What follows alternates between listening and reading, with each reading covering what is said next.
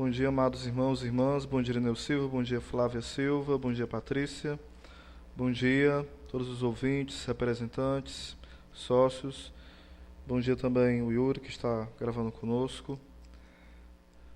Quero lembrar que nós estávamos meditando sobre o primeiro mandamento da lei de Deus e falávamos sobre alguns pecados, sobre os pecados que vão, muitas vezes, nos destruindo. Um deles que era a idolatria, e nós íamos entendendo que idolatria é tudo aquilo que nós colocamos no lugar de Deus. Explicávamos sobre as imagens. Quero pegar um pouquinho ainda ligado a esse tema, mas de certa forma fugindo um pouco, a intercessão dos santos. A intercessão dos santos que é provada tanto no magistério, é provada na tradição oral da igreja e é provada na tradição escrita, que é a Bíblia. Ou seja, a igreja tem um tripé: tradição oral, tradição escrita e o magistério. A tradição oral, que foi os nossos primeiros pais na fé, que foram passando um para o outro aquilo que era de herança de Jesus para nós. A tradição escrita, que nós temos a Bíblia, que a igreja, ao longo da sua caminhada, vai aprovando quais são os livros canônicos e inspirados, é a igreja que aprova, e o magistério, que na pessoa do Papa, junto com os bispos, interpreta a tradição oral e a tradição escrita.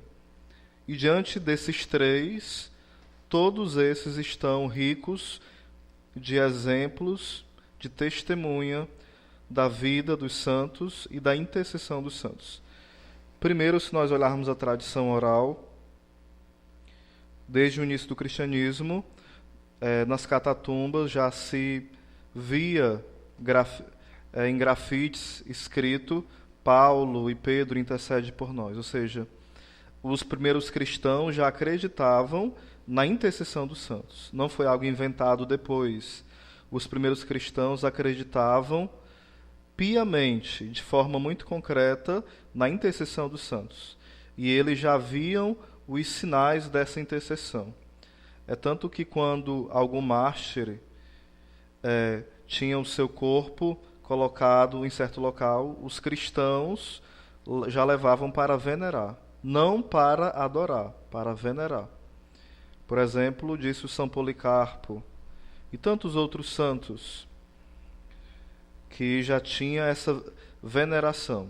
É interessante que nós possamos entender também que existe uma comunhão chamada comunhão dos santos, que nós podemos entender a comunhão que nós temos entre a igreja do céu, a igreja da terra e a igreja padecente, ou seja, o purgatório. Céu, a igreja peregrina, que é a terra, e a igreja padecente, que é o purgatório. Alguns chamam a igreja peregrina, a igreja padecente e a igreja triunfante. Ou seja, existe uma perfeita união pelo mistério do corpo de Cristo. É uma só igreja, mas que estão em três realidades diferentes: os peregrinos, os que padecem no purgatório e aqueles que já contemplam a glória de Deus. Em 1 Timóteo,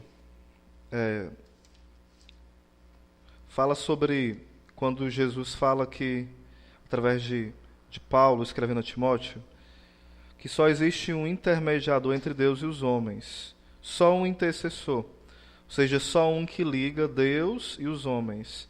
Isso é verdade? Sim, a igreja acredita nisso.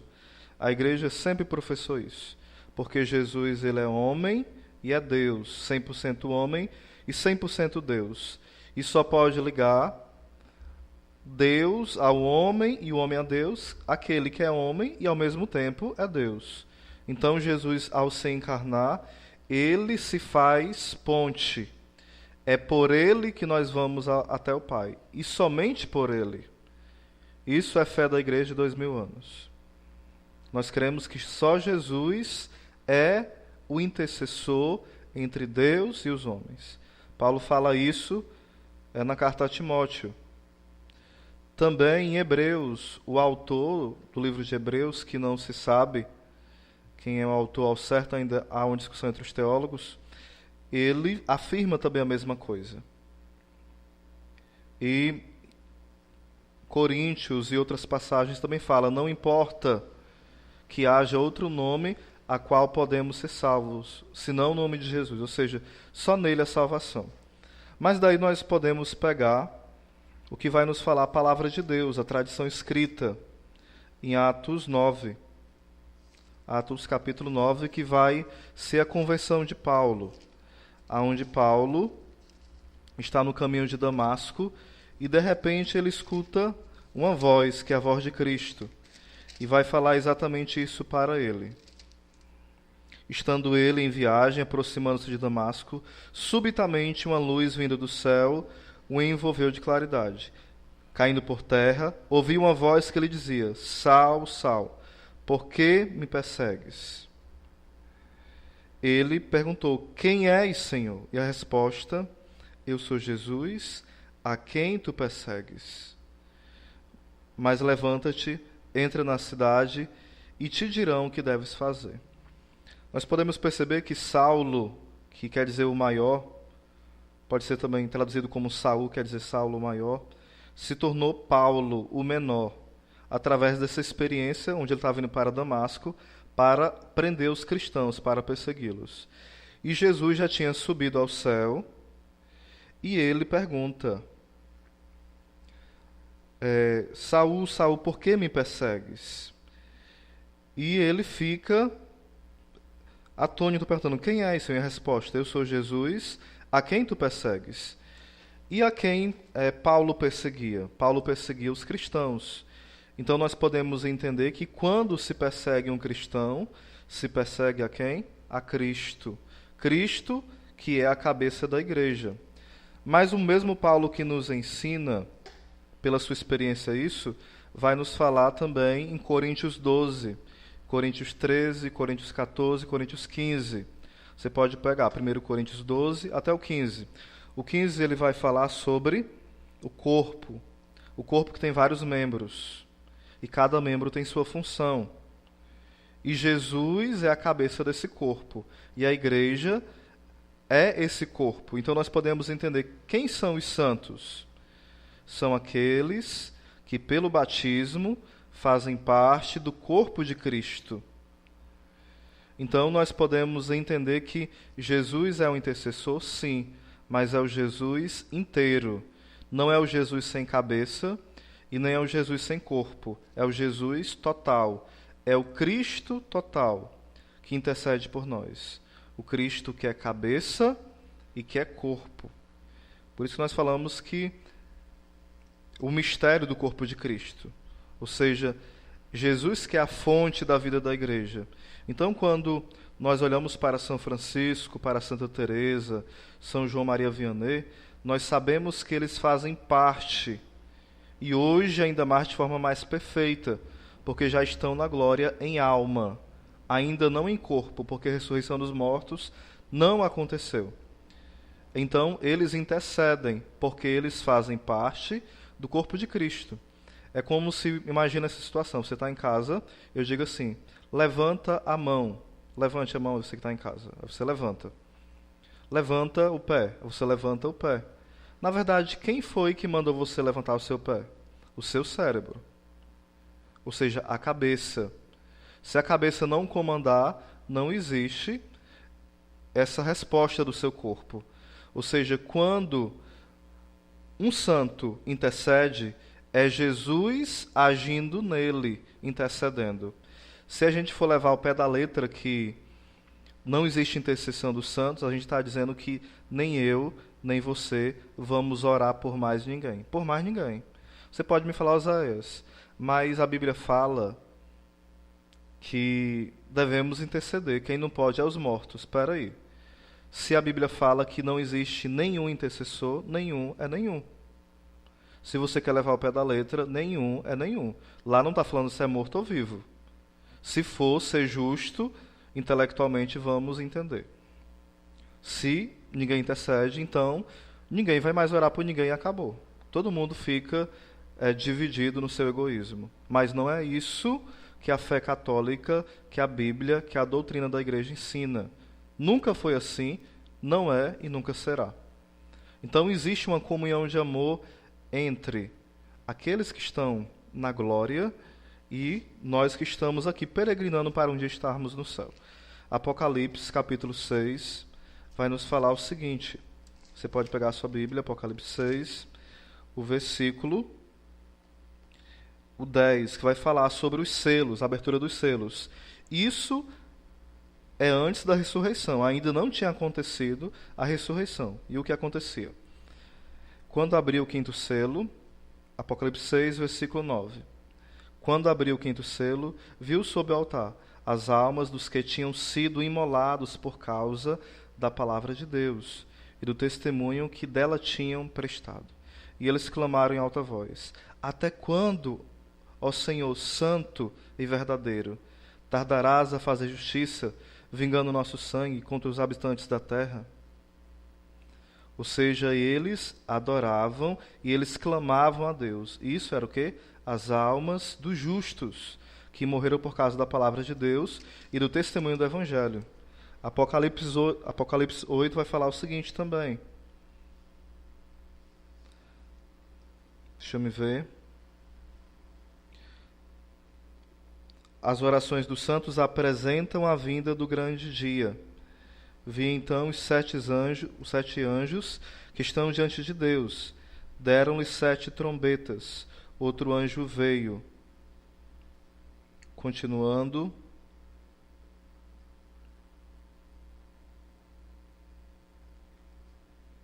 Deram-lhe grande quantidade de incenso, para que o oferecessem com as orações de todos os santos sobre o altar de ouro que está diante do trono.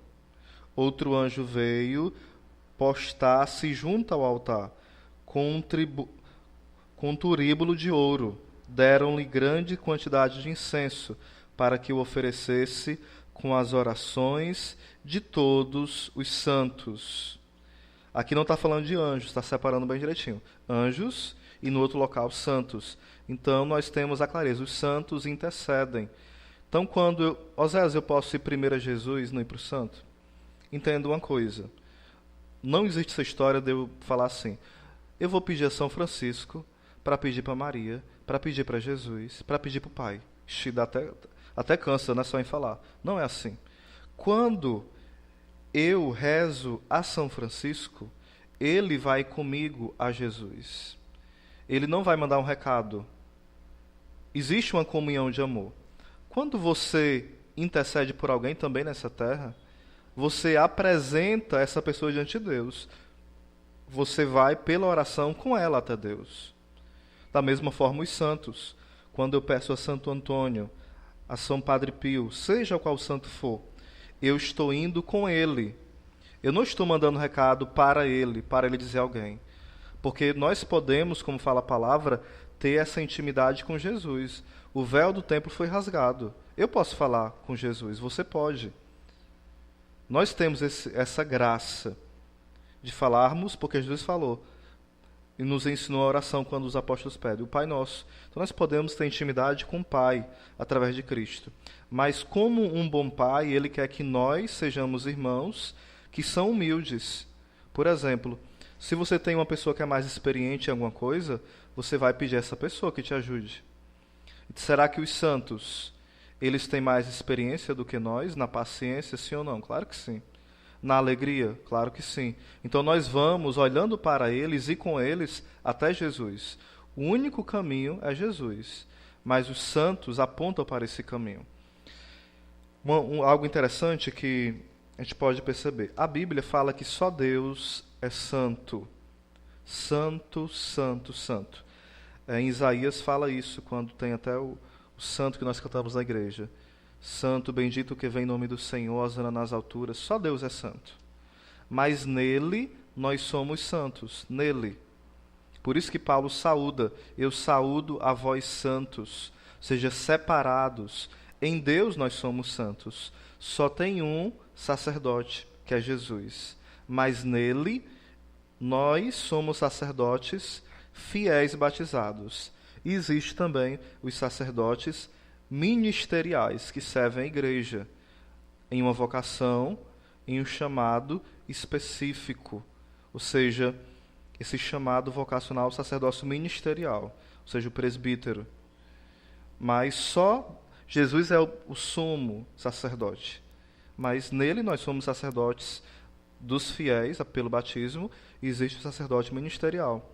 Só Deus é bom, mas nele nós somos bons. Só Deus é puro, mas nele nós somos puros. Só Deus é o intercessor entre Deus e os homens. O próprio Jesus, o Deus encarnado, é o único intercessor, mas nele, que ora em nós, que habita em nós, nós intercedemos. Então, se nós que somos pobres pecadores, ainda caímos, levantamos, podemos interceder, imagina quem está na glória, como fala em Apocalipse 6. Eles clamam a Deus. E Apocalipse 8, os anjos apresentam as orações dos santos. Então, não tenha medo de ter um santo de devoção. Isso não é roubar a glória de Deus, porque quando você olha para algo que você acha belo, por exemplo, você olha para uma obra de arte, e aquela obra de arte é bela, e você diz, puxa vida, que obra de arte belíssima é essa? Você está admirando a quem? Ao autor daquela obra, não a pintura. Quando você diz assim, puxa vida, que comida gostosa, você está admirando o quê? O cozinheiro ou a comida? Você está saboreando a comida, mas você está elogiando aquele que cozinhou. Porque a comida não se fez sozinha.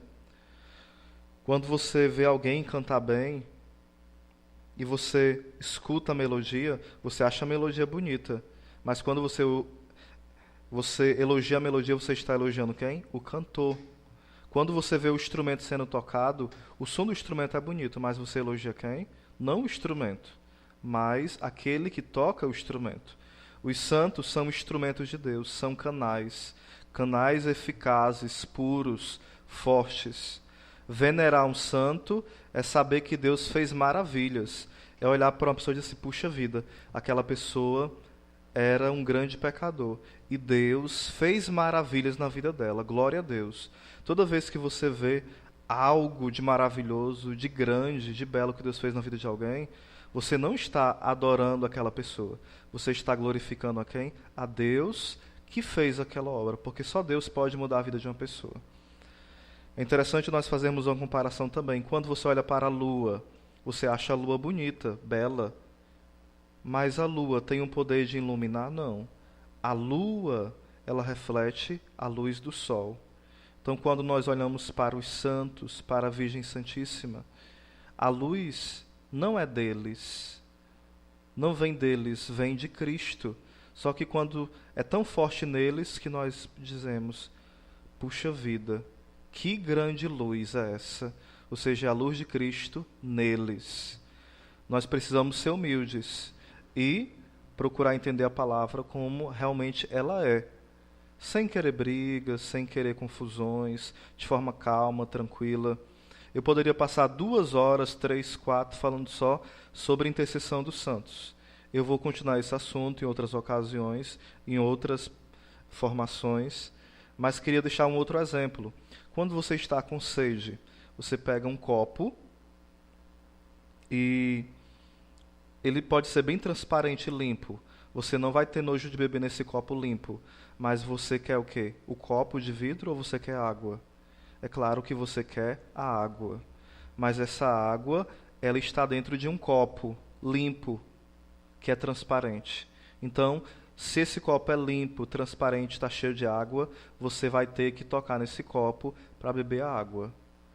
Pois eu digo, esse copo limpo, transparente, é a igreja. Ela é santa e imaculada. A igreja não é pecadora. Nós, os membros, somos pecadores, mas a igreja é santa. E quando você toca a igreja, quando você olha para os santos e confia neles, você não está tirando a glória de Deus. Você não está dividindo a glória de Deus, mas você está dando ainda mais glória a Deus. Porque qual é o Pai que não se alegra quando os irmãos estão unidos? E se nós não queremos inimigos, aqui nessa terra, imagine inimigos no céu. Então tenhamos muitos amigos no céu, porque Deus assim o quer, como ele fala na palavra. Eu não sou Deus de mortos, eu sou Deus de vivos. Eu sou o Deus de Isaque, de Abraão e de Jacó. O Deus de Isaque, Abraão e Jacó. E eles já tinham morrido, mas Deus falou que eles estavam vivos. Por quê? Porque eles são santos. E porque são santos, intercedem a Deus por nós. Que Deus te abençoe e que você possa, a partir de hoje, criar essa amizade com os santos. Qualquer dúvida, você também pode estar ligando para nós. Eu deixo até meu número disponível para mensagens.